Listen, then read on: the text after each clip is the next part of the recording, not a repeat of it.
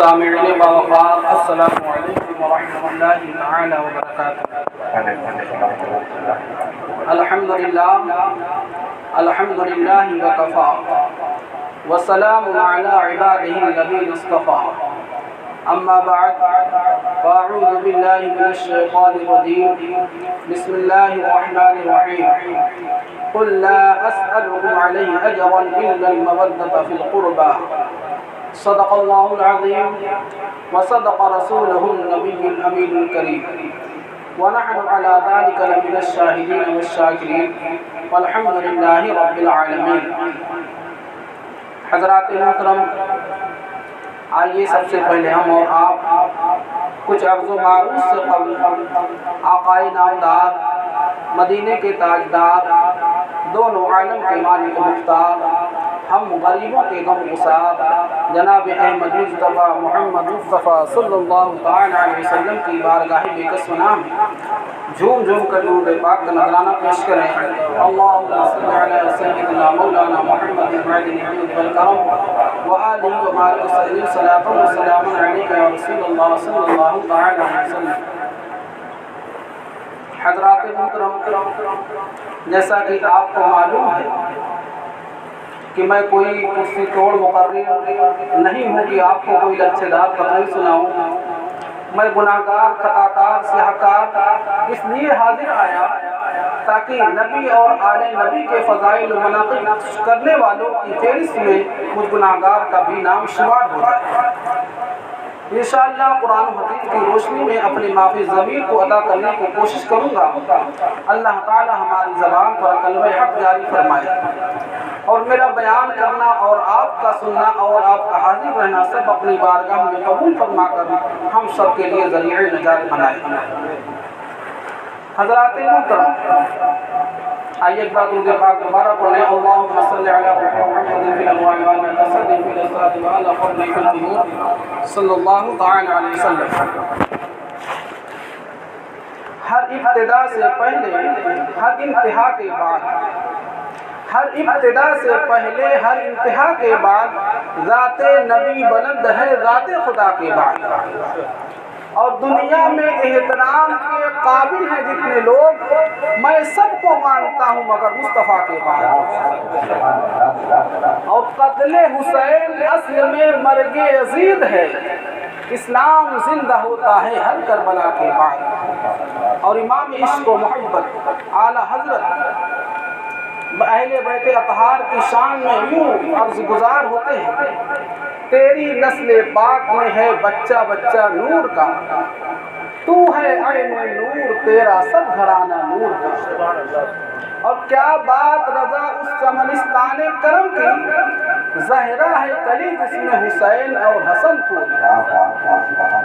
آقا کریم صلی اللہ علیہ وسلم اپنے مقدس شہزادوں کو، اپنے نوازوں کو سونگا کرتے تھے۔ لوگ تو اپنے بچوں کو بوسہ دیا کرتے ہیں، چوما کرتے ہیں، گلے لگایا کرتے ہیں، لیکن ہمارے آقا کریم صلی اللہ علیہ وسلم اپنے مقدس شہزادوں کو، اپنے نوازوں کو سونگا کرتے تھے۔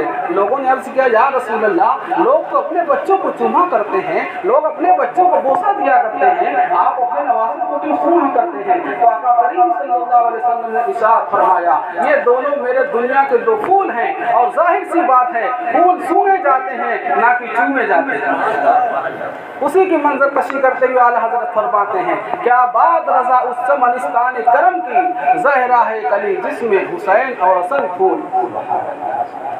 اور فرماتے ہیں: اہل سنت کا ہے بیڑا پار، اصحاب حضور نجم ہے، اور ناؤ ہے عطرت رسول اللہ کی۔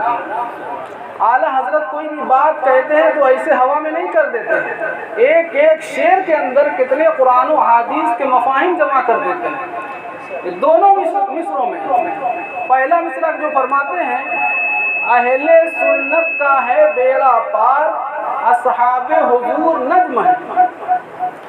آقا کریم صلی اللہ علیہ وسلم ارشاد فرماتے ہیں: اصحابی کالنجوم بأیہم اقتدیتم اہتدیتم، یعنی میرے صحابہ تاروں کی مانند ہیں، तुम इनमें से जिनकी भी इत्तिदा करोगे, जिनकी भी पैरवी करोगे, जिनके भी नक्शे कदम पर चलोगे, तुम राह पा जाओगे, राहयाब हो जाओगे। तो इस हदीस पाक की रोशनी में पहला मिसरा अहले सुन्नत का है बेड़ा पार, असहाबे हुजूर नज्म है और नाव है इतरत रसूलुल्लाह। आका करीम सल्लल्लाहु अलैहि वसल्लम इरशाद फरमाते हैं, अला इन्ना मसल अहल बैती फीकुम मसल सफीनत नूह मन रकिबहा नजा व मन तखल्लफ अन्हा हलक औ कमा क़ाल। सुनो, मेरे अहले बैत की मिसाल तुम्हारे दरमियान ऐसे ही है जैसे नूह अलैहिस्सलाम की कश्ती, कि जो नूह अलैहिस्सलाम की कश्ती पर सवार हुआ वो नजात पा गया और जो सवार न हो सका वो हलाक हो गया। तो अल्हम्दुलिल्लाह हम अहले सुन्नत सहाबा वाले भी हैं और इतरत रसूलुल्लाह वाले भी हैं। हम सहाबा की तौहीन नहीं करते, हम सहाबा की गुस्ताखियाँ नहीं करते। हमारे दरमियान हमारे नज़दीक सहाबा भी मुअज़्ज़ज़ हैं, सहाबा भी मोहतरम है और अहले बैत अतहार भी मुअज़्ज़ज़ हैं। हम सहाबा इकराम को भी मानते हैं, सहाबा इकराम के भी नक्शे कदम पर चलते हैं और अहले बैत अतहार को भी मानते हैं, अहले बैत अतहार के भी नक्शे कदम पर चलते हैं। इसी को आला हज़रत फरमाते हैं, अहले सुन्नत का है बेड़ा पार, असहाबे हुजूर नज्म है और नाव है इतरत रसूलुल्लाह की। और एक शायर क्या खूब फरमाते हैं कि उधर न तीर न खंजर न कमान बाकी। मैंने इसको सुना तो बहुत अच्छा लगा शेर। उधर न तीर न खंजर न कमान बाकी है, इधर हर एक दहन में ज़बान बाकी है। उधर यजीदियों की तरफ उधर तीर था, खंजर था, कमान था। उधर न तीर है न कमान है न खंजर है, कुछ भी नहीं। इधर हुसैनियों की तरफ हर एक मुंह में ज़बान बाकी है। हर मुंह हर ज़बान आज इमाम हुसैन रज़ियल्लाहु ताला अन्हु की तारीफ़ और तौसीफ़ कर रही है, अहले बैत अतहार की कुर्बानियाँ याद कर रही है। तो उधर यानी यजीदियों की तरफ न तीर न खंजर न कमान बाकी है, इधर हर दहन में ज़बान बाकी है। और अजीब जंग है ये जंग करबला, जिसमें अजीब जंग है ये जंग करबला, जिसमें हुआ जो कत्ल वही खानदान बाकी, हुआ जो कत्ल वही खानदान बाकी। आप गौर करें, जो यजीदियों को अमीरुल मोमिनीन भी कहने वाले हैं, खलीफतुल मुस्लिमीन भी कहने वाले हैं, उनके अंदर भी ये जुर्रत नहीं है कि अपने बेटे का नाम यजीद रख दें। उनके अंदर भी नहीं जुर्रत है कि अपने बच्चे का नाम यजीद रख दें। और हुसैन नाम का आपको दुनिया में करोड़ों मिल जाएंगे। तो ही कहते हैं हुआ जो कत्ल वही खानदान बाकी है। एक मसले की और वजाहत करते, हम अहले सुन्नत के नज़दीक तमाम सहाबा की ताज़ीम व तौक़ीर वाजिब है।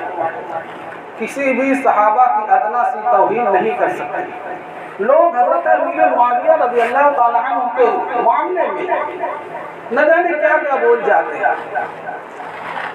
ये सहाबा इकराम के दरमियान जो मुशाजरात हुए उनमें हमें पढ़ने की इजाज़त नहीं। अमीर मुआविया रज़ियल्लाहु ताला अन्हु सहाबी रसूल हैं और सहाबी रसूल के बारे में अल्लाह ने कुरान मुक़द्दस में इरशाद फरमाया, वकुल्लु वअदल्लाहु हुस्ना, हर एक से जन्नत का वादा है। जितने सहाबी हैं सबसे जन्नत का वादा है। और सहाबी रसूल का वो मर्तबा है कि बड़े से बड़ा वली भी सहाबा जिस घोड़े पर बैठकर जिहाद करे उस घोड़े से उड़ने वाले दर्द के बराबर भी कोई बड़े से बड़ा वली नहीं हो सकता। यह सहाबा का मकाम। तो अमीर मुआविया रज़ियल्लाहु ताला अन्हु सहाबी रसूल हैं, उनके बारे में हम कोई गलत कलमा नहीं बोल सकते। जो उनके दरमियान आपस में मुशाजरात हुए वो उनका काम है, वो बड़ों का काम है, हमें उनमें पढ़ने का हुक्म नहीं है। लिहाजा हम सहाबा वाले भी हैं और अहले बैत वाले भी हैं।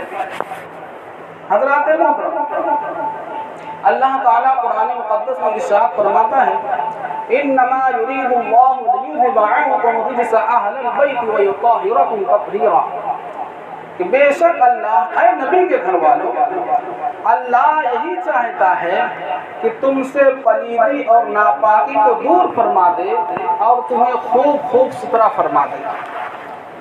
اب اہل بیت اطہار سے کون مراد ہے؟ مفسرین کے مختلف اقوال ہیں۔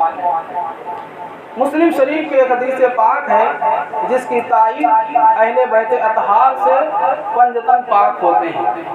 جب یہ آیت کریمہ نازل ہوئی تو مسلم شریف کے حدیث پاک ہے کہ آقا کریم صلی اللہ علیہ وسلم کاشانہ اقدس سے باہر تشریف لائے اور حضرت علی کو بلایا، علی ادھر آؤ، فاطمہ ادھر آؤ، حسن ادھر آؤ، حسین ادھر آؤ۔ جب چاروں حضرات آ گئے تو آقا کریم صلی اللہ علیہ وسلم نے اپنی مبارک چادر پھیلائی اور سب کو چادر کے نیچے کر کے ارشاد فرمایا، اللہم ہؤلاء اہل بیتی وخاصتی اذہب عنہم الرجس وطہرہم تطہیرا، یعنی اے اللہ یہ میرے اہل بیت ہیں، یہ میرے مخصوصین ہیں، اے اللہ تو ان سے پلیدی کو دور فرما دے اور انہیں خوب ستھرا فرما دے۔ یعنی کہ اہل بیت اطہار سے مراد حضرت فاطمہ، حضرت علی اور حضرت حسنین کریمین رضی اللہ تعالی عنہما ہیں۔ اسی طرح جب آقا کریم صلی اللہ علیہ وسلم ہجرت کر کے مدینہ منورہ تشریف لائے تو نجران کے عیسائی آپ سے مناظرہ کرنے کے لیے آئے اور عیسائیوں کا کہنا یہ تھا، آقا کریم صلی اللہ علیہ وسلم کی بارگاہ میں حاضر ہوئے اور کہا کہ آپ کا حضرت عیسیٰ علیہ السلام کے بارے میں کیا عقیدہ ہے؟ تو آقا کریم صلی اللہ علیہ وسلم نے ارشاد فرمایا وہ اللہ کے بندے اور اس کے رسول ہیں، اللہ کے نبی ہیں۔ تو عیسائیوں نے کہا ایسا کیسے ہو سکتا ہے؟ کیا کوئی بغیر باپ کے پیدا ہو سکتا ہے؟ اللہ تعالیٰ نے حضرت عیسیٰ علیہ السلام کو بغیر باپ کے پیدا کیا۔ تو عیسائیوں کا ماننا یہ تھا کہ حضرت عیسیٰ علیہ السلام یا تو خدا کے بیٹے ہیں یا خود خدا ہیں۔ وہ اللہ کے بندے ماننے کے لیے تیار نہیں تھے، ان کا یہ کہنا تھا کوئی بغیر باپ کے کیسے پیدا ہوگا۔ تو آقا کریم صلی اللہ علیہ وسلم نے ارشاد فرمایا اے عیسائیوں تم حضرت آدم علیہ السلام کے بارے میں تمہارا کیا عقیدہ ہے؟ تو انہوں نے کہا کہ آدم علیہ السلام کو اللہ نے تو بغیر ماں باپ کے پیدا کیا، حضرت عیسیٰ علیہ السلام کو تو صرف بغیر باپ کے پیدا کیا، اور حضرت آدم علیہ السلام کو تو اللہ نے بغیر ماں باپ کے پیدا کیا، تو ان کے بارے میں تمہارا کیا خیال ہے؟ تو انہوں نے کہا وہ اللہ کے بندے اور اس کے رسول ہیں۔ تو آقا کریم صلی اللہ علیہ وسلم نے ارشاد فرمایا جب تم حضرت آدم علیہ السلام کو اللہ کا بندہ اور اس کا رسول مانتے ہو جبکہ وہ بغیر ماں باپ کے پیدا کیے گئے ہیں، تو حضرت عیسیٰ علیہ السلام جو صرف بغیر باپ کے پیدا کیے گئے ہیں ان میں اللہ کا بندہ اور اس کا رسول ماننے میں تمہیں کیا شک ہے؟ تمہیں کیا تعجب ہے؟ جب آقا نے اپنے دلائل نبوت کو ان پر حق ظاہر فرما دیا لیکن پھر بھی وہ اپنی معاندانہ روش سے برابر جھگڑتے رہے، تو اللہ تعالیٰ نے آیت کریمہ نازل فرمائی فمن حاجك فيه من بعد ما جاءك من العلم فقل تعالوا ندعو أبناءنا وأبناءكم ونساءنا ونساءكم وأنفسنا وأنفسكم ثم نبتهل فنجعل لعنة الله على الكاذبين۔ یعنی اے محبوب عیسائی تم سے جھگڑتے ہیں بعد اس کے کہ تمہارے پاس اس کا علم آ چکا، تو فرما دو ان سے کہ بلائیں اپنے بیٹوں کو، تم اپنے بیٹوں کو، اپنی عورتوں کو اور تمہاری عورتوں کو، اور وہ خود آئیں اور تم خود آؤ، پھر اللہ کی بارگاہ میں گڑ گڑا کر دعا کریں اور جھوٹوں پر اللہ کی لعنت کریں۔ جب یہ آیت کریمہ نازل ہوئی تو اگلی صبح آقا کریم صلی اللہ علیہ وسلم کاشانہ اقدس سے باہر آتے ہیں اس حال میں کہ آپ کی گود میں حضرت امام حسین رضی اللہ تعالی عنہ ہیں اور آپ کے دست اقدس میں حضرت حسن رضی اللہ تعالی عنہ کا ہاتھ ہے اور آپ کے پیچھے حضرت فاطمہ اور حضرت علی رضی اللہ تعالی عنہما ہیں، اور آقا کریم صلی اللہ علیہ وسلم ان سے ارشاد فرما رہی ہیں کہ جب میں دعا کروں تو تم سب آمین کہنا ہے۔ نجران کے جو سب سے بڑا پادری عبد المسیح جب اس نے دیکھا تو کہا اے عیسائیوں کبھی بھی ان سے مباہلہ نہ کرنا، کبھی بھی ان سے مناظرہ نہ کرنا، قسم خدا کی میں ایسے چہروں کو دیکھ رہا ہوں جو اللہ سے کسی پہاڑ کو ہٹا دینے کے لیے دعا کرے تو اللہ تعالیٰ ان کی اس دعا سے پہاڑ کو ہٹا دے گا۔ چنانچہ عیسائیوں نے مباہلہ نہیں کیا اور جزیہ دینا منظور کیا۔ اس کے بعد آقا کریم صلی اللہ علیہ وسلم نے ارشاد فرمایا عیسائیوں پر عذاب بہت قریب آ چکا تھا، اگر یہ لوگ مجھ سے مباہلہ کرتے تو بندروں اور سوروں کی شکل میں مسخ کر دیے جاتے اور 1 سال کے اندر روئے زمین پر کوئی بھی نصرانی باقی نہ رہتا۔ حضرات آج ہم میں سے کوئی شخص ایسا نہیں ہوگا کہ جس کے پاس ایک وقت کا کھانا موجود نہ ہو۔ کوئی کتنے سے کتنا کمزور ہوگا، 2-4 دن کا کھانا ضرور اس کے پاس ہوتا ہے۔ قربان جاؤ نبی کے گھر والوں کا، جب سوالیں پڑھوں تو آنکھ میں آنسو آ جاتا ہے۔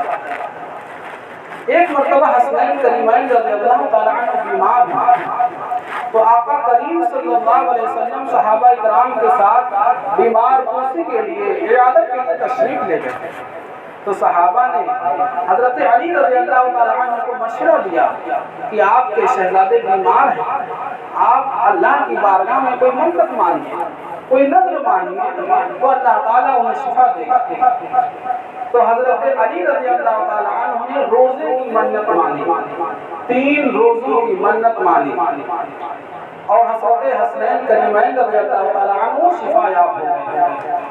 تو جب حسنین کریمین رضی اللہ تعالیٰ عنہما شفا یاب ہو گئے تو اب جب منت پوری کرنے کا وقت آیا تو حضرت علی رضی اللہ تعالیٰ عنہ کے گھر میں ایک وقت کے کھانے کے لیے کچھ بھی نہیں تھا، یہاں تک کہ آپ حضرت شمعون یہودی کے گھر گئے اور اس سے کچھ جو تھوڑا سا ادھار لے کر کے آئے، جیسے لوگ آپس میں مانگ لیا کرتے ہیں قرض کے طور پہ، آج مجھے دے دو کل ہم لوٹا دیں گے۔ تو حضرت علی رضی اللہ تعالیٰ عنہ اس یہودی سے تھوڑا سا جو لے کر آتے ہیں۔ اور آپ یہاں پہ غور کریں کہ حسنین کریمین رضی اللہ تعالیٰ عنہ بیمار ہوئے تو حضرت علی رضی اللہ تعالیٰ عنہ منت مانی تو کس چیز کی؟ روزے کی منت مانی۔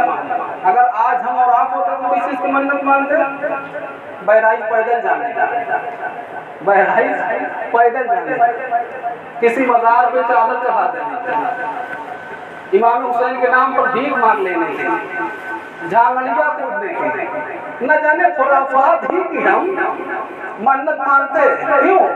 روزہ رکھنا تو سب سے دشوار کام ہے نا، نماز تو آسان ہے، آپ وقت گئے وضو کیا، جمعہ میں آئے 2 رکعت پڑھے فرار ہو گئے، وہ بہت بڑا کام، 2 رکعت بھی پڑھنا آسان کام تھوڑی ہے۔ تو نماز آسان ہے لیکن روزہ رکھنا سب سے مشکل کام ہے، صبح سے شام تک نہ پانی ہے نہ دانا ہے۔ تو منت مانی تو کس چیز کی؟ روزہ رکھنے کی۔ ہم اس سے غور کریں کہ ہم جب منت مانیں تو کس کی مانیں، اور نظر شرعی ہے بھی وہی جس کے مثل کوئی واجب ہو۔ یا تو نماز کی منت مانیں، اگر میرا یہ کام ہو گیا میں 100 رکعتوں کو پڑھوں گا، میرا یہ کام ہو گیا تو میں 2 روزے رکھوں گا، 10 روزے رکھوں گا، اسی کو پورا کرنا بھی واجب ہے۔ بہرائچ پیدل جانا واجب نہیں ہے، بہرائچ پیدل جانا ہی درست نہیں۔ مولانا مودی صاحب موجود ہیں، وہ آپ کو بتائیں گے بہرائچ پیدل جانا اپنی جانوں پر ظلم کرنا ہے۔ آج ساری چیزیں موجود ہیں اور وہی سب سے بڑے عاشقان اولیاء، عاشقان امام حسین۔ تو میں عرض یہ کر رہا تھا کہ جب حسنین کریمین رضی اللہ تعالیٰ عنہ بیمار ہوئے تو حضرت علی رضی اللہ تعالیٰ عنہ روزے کی منت مانی۔ تو اس سے پتہ چلا ہمیں بھی جب کوئی پریشانی آ جائے، کوئی مصیبت آ جائے تو ہمیں گھبرانے کی ضرورت نہیں ہے، ہمیں بھی اللہ کی بارگاہ میں کچھ منت مان دینی چاہیے۔ وہ بھی کس چیز کی؟ نماز کی، روزے کی مانے، عبادات کی مانے، منت مانے۔ تو حضرت علی رضی اللہ تعالیٰ عنہ نے 3 روزوں کی منت مانی۔ تو اب جب منت پورا کرنے کا وقت آیا تو حضرت علی رضی اللہ تعالیٰ عنہ کے گھر میں کچھ بھی نہیں تھا۔ آج ہمارے پاس اگر 1 ہفتے کا بھی موجود ہے تب بھی ہم شکریہ نہیں کرتے ہیں، کیا بتائیں، بہت برا حال ہے، کماتے ہیں پورا نہیں پڑتا۔ یہ تو چھوٹے کا حال ہے، جن کو اللہ نے نوازا وہ بھی شکریہ ادا کرتے نہیں دیکھتے ہیں، 50,000 کما لیں تب بھی نہیں پورا پڑتا۔ کیوں؟ جب تک آپ شکر نہیں کریں گے تب تک اس میں برکت نہیں آئے گی۔ لَإِن شَكَرْتُمْ لَأَزِيدَنَّكُمْ وَلَئِن كَفَرْتُمْ إِنَّ عَذَابِي لَشَدِيدٌ۔ اگر تم شکر کرو گے تو میں اور زیادہ دوں گا، اور اگر تم ناشکری کرو گے سمجھ جاؤ میرا عذاب سخت ہے۔ تو ہم جو شکر نہیں کرتے اسی وجہ سے پورا نہیں پڑتا۔ تو ان کے پاس کچھ بھی نہیں تھا، جو ادھار لے کر کے آئے اس سے 3 حصے کیے، एक हिस्सा हजरत फातिमा रज़ी अल्लाह ताला अन्हा ने दूधा और उसकी कुछ रोटी पकाई। रोटी पका करके, और कुछ नहीं था, सिर्फ रोटी थी। शाम का वक्त आया, इफ्तार का वक्त आया, बिल्कुल करीब था कि हजरत अली, हजरत फातिमा और उनकी बादी हजरत फिदा, ये तीनों हजरात रोज़ा इफ्तार करें कि बिल्कुल इफ्तार के वक्त एक मिस्कीन आता है और सवाल करता है, ए रसूलुल्लाह के घर वालों, हम बहुत मुहताज हैं, बहुत परेशान हाल हैं, हमारी कुछ मदद कीजिए, हमें कुछ इनायत कर दीजिए। चुनांचे हजरत फातिमा रज़ी अल्लाह ताला अन्हा पूरा का पूरा जो रोटी तैयार की गई होती पूरी की पूरी उठा करके उस मिस्कीन को दे देती, और तीनों हजरात सिर्फ और सिर्फ पानी से रोज़ा इफ्तार करते। क्योंकि 3 रोज़े की मन्नत थी, अब फिर अगला रोज़ा ये पानी पीकर रह जाते हैं। फिर शाम के वक्त फिर रोटी जो 3 हिस्से किए थे, एक हिस्से जौ की रोटी तैयार की जाती है, अब उसको जो पका करके रखती हैं, बिल्कुल इफ्तार का वक्त होता है, फिर एक मिस्कीन आवाज़ लगा देता है, ऐ रसूलुल्लाह के घर वालों, हम बहुत मुहताज हैं, हाजतमंद हैं, हमारी मदद कीजिए, हमें कुछ इनायत कीजिए। चुनांचे हज़रत फातिमा रज़ी अल्लाह ताला अन्हा सारा का सारा उठा करके उस मिस्कीन को दे देती हैं, और आप हजरात सिर्फ और सिर्फ पानी से रोज़ा इफ्तार कर लेते हैं। ये 2 रोज़ा हुआ। फिर तीसरे दिन पानी पीकर रोज़ा रह जाते हैं। फिर शाम के वक्त जब इफ्तार का वक्त आता है, फिर एक मिस्कीन आता है और अर्ज़ करता है, रसूलुल्लाह के घर वालों, ऐ रसूलुल्लाह के घर वालों, मैं बहुत मुहताज हूँ, हाजतमंद हूँ, मुझे कुछ अता कर दीजिए। चुनांचे हज़रत फातिमा रज़ी अल्लाह ताला अन्हा पूरी की पूरी तैयार शुदा रोटी उठाकर उस मिस्कीन को दे देती हैं, और तीनों हजरात सिर्फ और सिर्फ पानी से रोज़ा इफ्तार कर लेते हैं। हजरात मोहतरम, आप गौर फरमाएं, ये किन लोगों का हाल है जिनके नाना के हाथ में सारे खजानों की कुंजियां हैं। अगर दुआ कर दे तो आसमान से नाज़िल हो जाए, लेकिन ये सब्र का मकाम है। खाने के लिए कुछ भी नहीं, और सब के सब सखावत देखिए इनकी।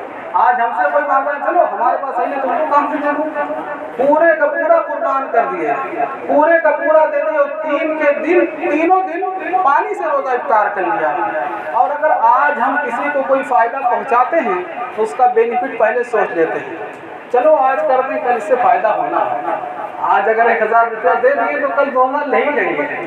अगर हम काम कुछ भी करते हैं तो उसका बदल पहले मौजूद होता है, तभी हम वो काम करते हैं। लेकिन ये रसूलुल्लाह के घर वाले हैं, जिनके बारे में अल्लाह ताला ने जब इन्होंने तीनों दिन ये काम अंजाम दिया, तो अल्लाह ताला ने आयत मुबारका नाज़िल फरमाई, वयुतइमून अत्तआम अला हुब्बिही मिस्कीनन व यतीमन व असीरा, और वो खाना खिलाते हैं अला हुब्बिही, अपने ज़ाती मफाद के लिए नहीं, अपने भले के लिए नहीं, अला हुब्बिही, उसकी मोहब्बत पर, अल्लाह की मोहब्बत पर। किसको?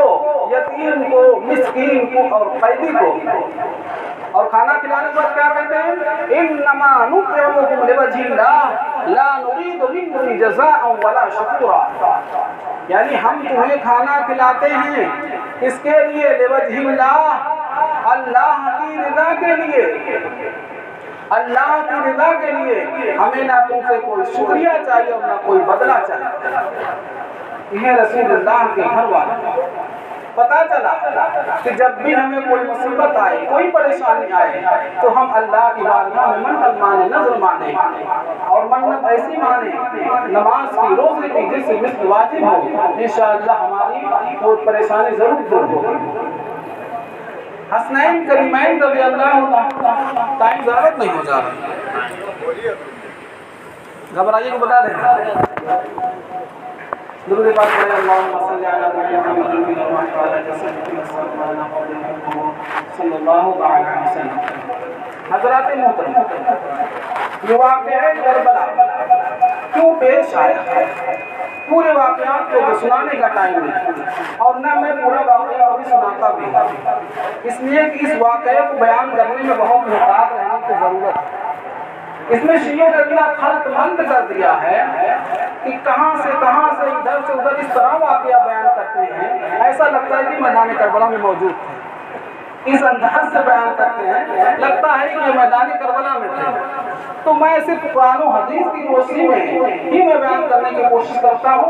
वाक़या करबला से जो हासिल आता है, जो निष्कर्ष से बस उसको मैं बयान कर देता हूँ। तो वाक़या करबला क्यों पेश आया? حضرت امیر معاویہ رضی اللہ تعالیٰ عنہ جو کاتب وحی صحابی رسول ہیں، سن 60 ہجری میں جب ان کا انتقال ہوا تو ان کا بیٹا یزید تخت پر بیٹھا جو نہایت فاسق و فاجر، نہ جانے کیا کیا گناہوں میں ملوث، یہ تخت پر بیٹھا تو اس نے سب سے پہلے اپنے گورنر کو مدینے میں ولید بن عقبہ کو خط لکھا کہ سب سے پہلے امام حسین، عبداللہ بن زبیر اور عبداللہ بن عمر سے بیعت دے، اس لیے کہ یہ حضرات اگر بیعت کر لیں گے، قبول کر لیں گے تو سارے حضرات بیعت کر لیں گے۔ چنانچہ ولید بن عقبہ آتا ہے اور ان کو اس کا حکم سناتا ہے کہ یزید خلیفہ ہو گیا ہے، امیر المومنین ہے، خلیفۃ المسلمین ہے، اور آپ کو بیعت کی دعوت دیتا ہے، آپ بیعت کر لیں، قبول کر لیں، ورنہ وہ سختی سے پیش آئے گا۔ تو امام حسین رضی اللہ تعالیٰ عنہ کہتے ہیں کہ وہ جیسا شخص چھپ کر کے کیوں بیعت کریں، آپ نکل کر لوگوں کو دعوت دیجئے، لوگ بھی بیعت کریں، پھر جیسا ہوگا دیکھا جائے گا۔ لیکن حضرت امام حسین رضی اللہ تعالیٰ عنہ فاسق و فاجر شخص کے ہاتھ پر کیسے بیعت کر لیتے ہیں؟ آج شریعت کی تحفظ و بقا، آج جو ہم تک شریعت محفوظ ہے، کیسے باقی رہ جاتی ہے؟ جب امام حسین رضی اللہ تعالیٰ عنہ خود فاسق و فاجر کے بیعت قبول کر لیتے تو سب کے لیے یہ سند ہو جاتی ہے کہ جب نبی کے نواسے نے قبول کر لی تو ہمیں کیا بات ہے؟ درود پاک پڑھیں۔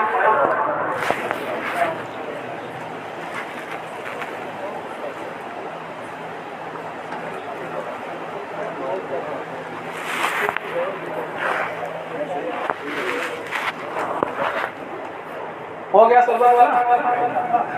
نہیں، میرا بھی ذہن پڑ جا رہا ہے۔ درود پاک پڑھے، اللہم صلی علی محمد۔ حالانکہ سربت کی ضرورت بھی تھی، پیاس بھی لگتی۔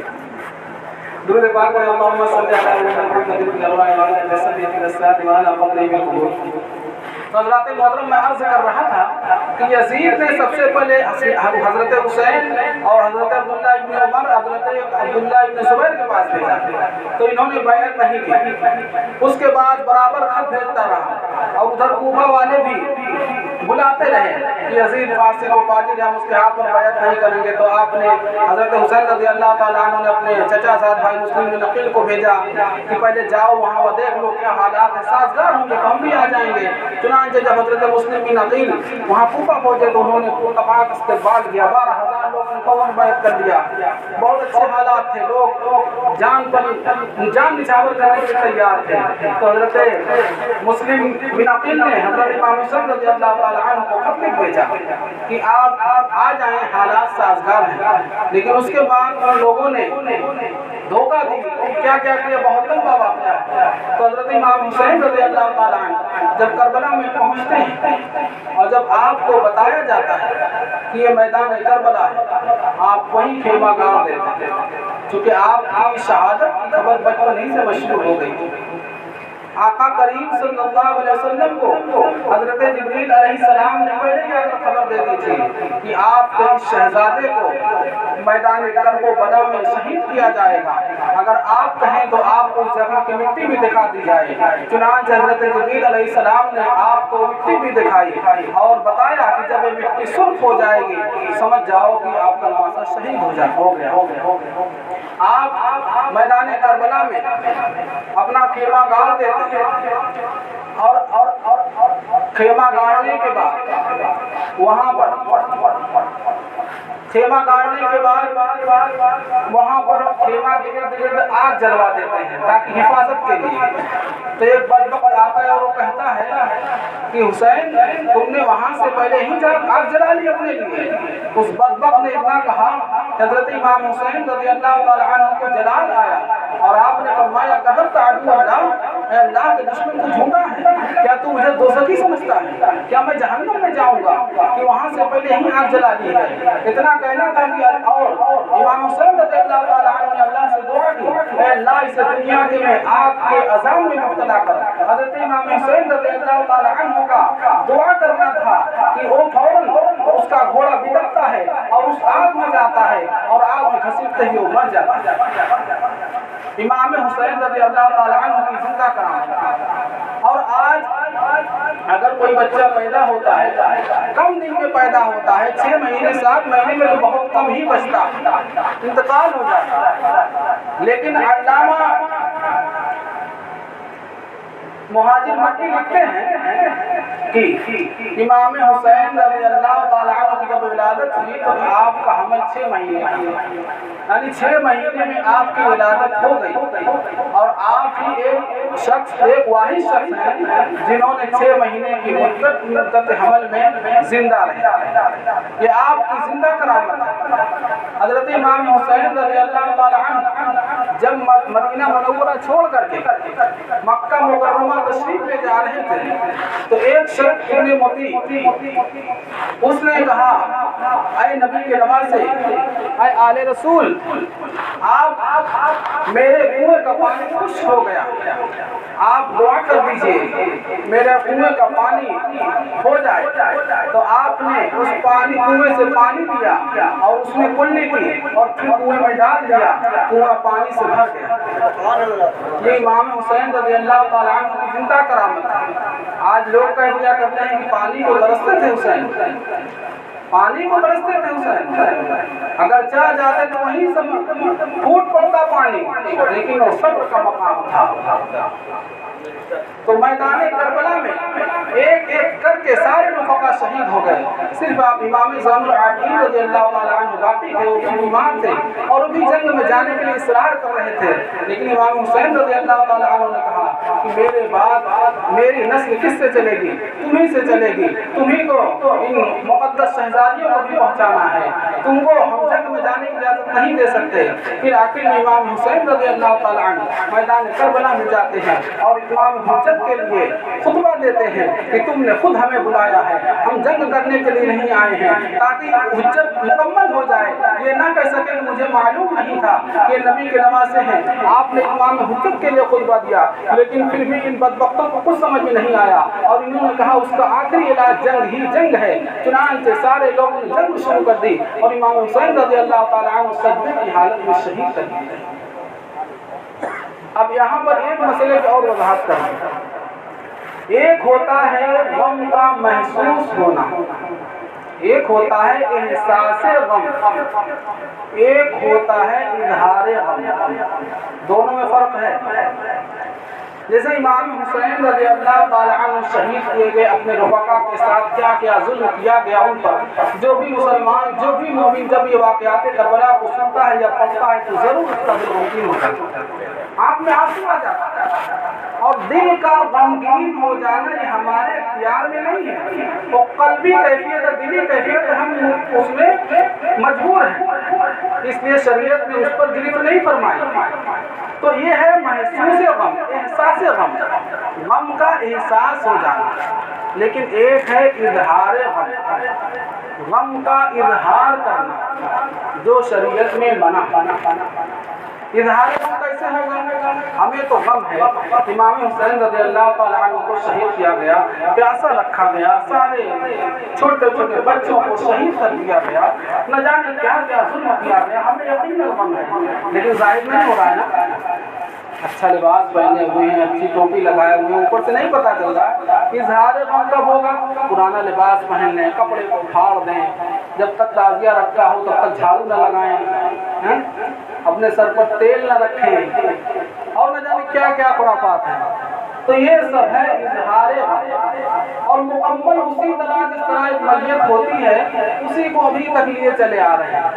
فاتحہ جب تک ہو نہیں جائے گا کوئی نیا کپڑا نہیں پہن سکتا، کہیں شادی نہیں ہو سکتی، کوئی خوشی کا کام نہیں ہو سکتا، کڑھائی نہیں چل سکتی، خوشی کا کوئی کام نہیں ہو سکتا، یہ سب ناجائز ہے، شریعت میں اس سے بچنا لازم ہے۔ کیوں؟ غم کس کا بنایا جاتا ہے؟ جو مر جائے نا، اور قرآن اعلان فرما رہا وَلَا تَقُولُوا لِمَن يُقْتَلُ فِي سَبِيلِ اللَّهِ أَمْوَاتٌ بَلْ أَحْيَاءٌ وَلَٰكِن لَّا تَشْعُرُونَ، انہیں مردہ نہ کہو جو اللہ کی راہ میں قتل کیے گئے، جب وہ مردہ ہے ہی نہیں تو ہم کیسا غم منا رہے ہیں؟ ہم غم کس چیز سے منا رہے ہیں؟ لہٰذا ان سب چیزوں سے بچیں، یہ سب خوشیوں میں پیدا کیے ہوئے ہیں، اور ہماری सारा फतवा वही देती है। किसी के घर में गोश्त नहीं बनता तो गोश्त नहीं बनेगा। हमारी बहन के यहाँ गोश्त नहीं बनता, लेकिन गोश्त कहीं से जाए तो खाया जाए। ये भी देखिए मसला, गोश्त अगर कहीं से चला जाए, अब हम लोग कैसे जाता है, गोश्त कहीं से जाए तो खाया जाएगा, लेकिन वहाँ नहीं बना। क्यों? जो बूढ़ी थी आज तक नहीं बनाई, तो बूढ़ी तो इजाद करके चली गई है, पोतों तक वो जारी है। अब मसला ये भी पैदा होता है कि शुरुआत कौन करे। चार पट्टीदार हैं, अब उनसे कहनी शुरू करो, उनसे कहनी शुरू करो, उनसे कहनी शुरू करो, कौन शुरू करे? अभी किसी का लौटा मच जाए तो किसी पर कोई मुसीबत आए, ये अकीदा है हमारा। एक मुसलमान का ये अकीदा नहीं होना चाहिए है? तो ये सब पूरा बात। एक साहब ने मुझसे सवाल किया कि मेरा चप्पल टूट गया है, क्या चप्पल खरीद सकता हूँ? फातिहा दूंगा नहीं, तो या फिर नंगे पर घूमे कोई क्या कहेगा? मैंने कहा आप तो चप्पल खरीदने की बात करते हैं, मैं को नया कुर्ता सिलाया। क्यों? खाली इसलिए कि लोग देखें हाँ मुहर्रम में भी नया पहना जा सकता है। एक साहब बोले कि आप कुर्ता नया पहनेंगे आपको डर नहीं लगता? रास्ते में मैं आ रहा था मदरसे, बोले नया आप पहनेंगे आपको डर नहीं लगता? मैं कहा डर किस चीज का? आप नमाज पे नमाज छोड़े जा रहे हो, डर नहीं लगता? रोजे पे रोजे छोड़े जा रहे हो, डर नहीं लगता? हराम कमा रहे हो, ये डर नहीं लगता? झूठ पे झूठ बोले जा रहे हो, ये डर नहीं लगता? गीबत पे गीबत किए जा रहे हो, ये डर नहीं लगता? नया कुर्ता पहनने किस चीज का डर है? डर तो अल्लाह का ये होना चाहिए कि नमाज हमारी ना कज़ा होने पाए। और आज हम पक्के हुसैनी वाले को किस लिए सबील पिला दें, खिचड़ा खिला दें, लोगों में कुरान खानी करा दें, हम पक्के हुसैनी वाले वो है कि नहीं? हमारी जो दलील है अब तक जो हम हुसैनी होने का सबूत देते हैं किस चीज से? कुरान खानी करवा कर, खिचड़ा पकवा। खिचड़ा तो जरूर होगा, चाहे 10 घर पूरे मोहल्ले में 10-10 रुपये चंदा मांगना पड़े, लेकिन पंचायती खिचड़ा जरूर होगा, खिचड़ा जरूर होगा। कैसे पता चलेगा हम हुसैनी वाले हैं, हुसैन वाले हैं?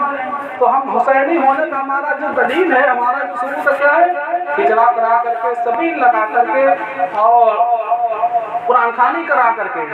याद रखो इस चीज का सवाल आपसे नहीं होगा कि आपने खिचड़ा कराया था कि नहीं कराया, आपने लोगों को सबील पिलाई थी कि नहीं पिलाई थी, आपने कुरान खानी कराया था कि नहीं कराया था, इसका सवाल नहीं होगा। सवाल होगा तो किस चीज का?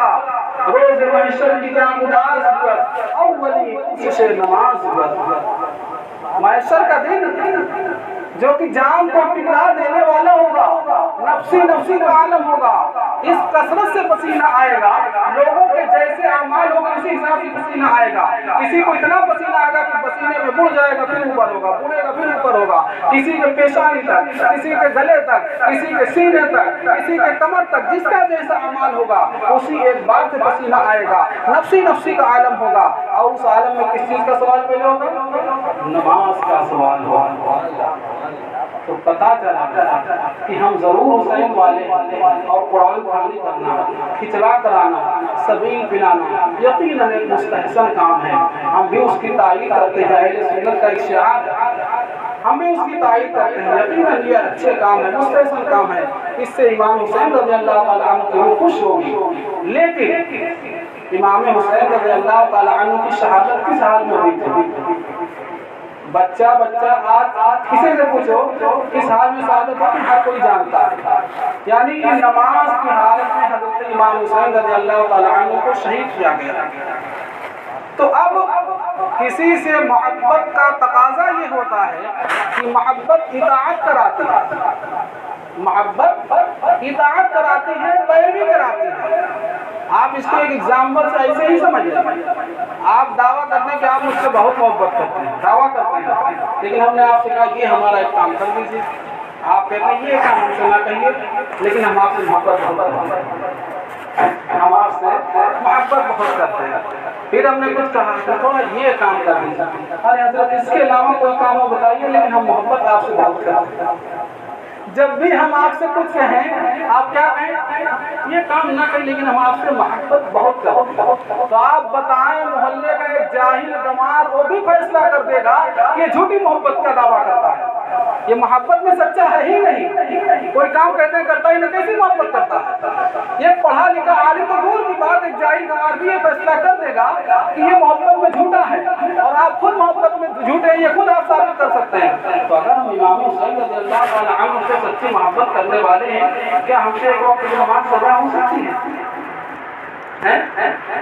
इमाम हुसैन से हम तभी उसी वक्त सच्ची मोहब्बत करने वाले हो सकते हैं कि आज इमाम हुसैन रज़ियल्लाहु ताला अन्हु की महफिल में हाजिर हैं, तो यहीं से अज़्म मुसल्लम करें, पुख्ता इरादा करें, दिल से ये नियत करके जाएं कि फजर से हमारी कोई नमाज कज़ा नहीं। तो यकीनन ये महफिल भी कामयाब है और हमारा बोलना और आपका सुनना भी कामयाब है। नियत करें इंशाअल्लाह कल से कोई नमाज कज़ा नहीं होगी, इसलिए कि हमसे सिर्फ नमाज नहीं हो पाती, उसके अलावा सारा काम हो जाता है। अभी इसके अलावा कोई मोहल्ले का कोई अहम काम हो जिसमें चौधरावा करना हो, आगे आगे हम रहेंगे। नमाज वहाँ हो रही होती है, कुछ मस्जिदों में तो यहाँ तक देखा गया नमाज हो रही होती है, कुछ हजरात सिर्फ खत्म के इंतजाम में इस्लाम में लगे रहते हैं। गुलाब जामुन आया कि नहीं आया, नमकीन आया कि नहीं, दस्तरखान आया कि नहीं आया। तो हमसे इस बारे में नहीं सवाल होगा आपने हाफिज साहब की खिदमत में क्या क्या पेश किया था, इसका सवाल हमसे नहीं होगा। अल्लाह ताला से दुआ है कि हम सबको नमाज़ पंजगाना बाजमात पढ़ने की तौफीक अता फरमाए, इमाम हुसैन रज़ियल्लाहु ताला अन्हु के नक्श कदम पर चलने की तौफीक अता फरमाए। अस्तग़फिरुल्लाह रब्बी मिन कुल्लि ज़ंबिन व अतूबु इलैहि व आखिरु दअवाना अनिल हम्दुलिल्लाहि रब्बिल आलमीन। अस्सलामु अलैकुम व रहमतुल्लाहि व बरकातुहू।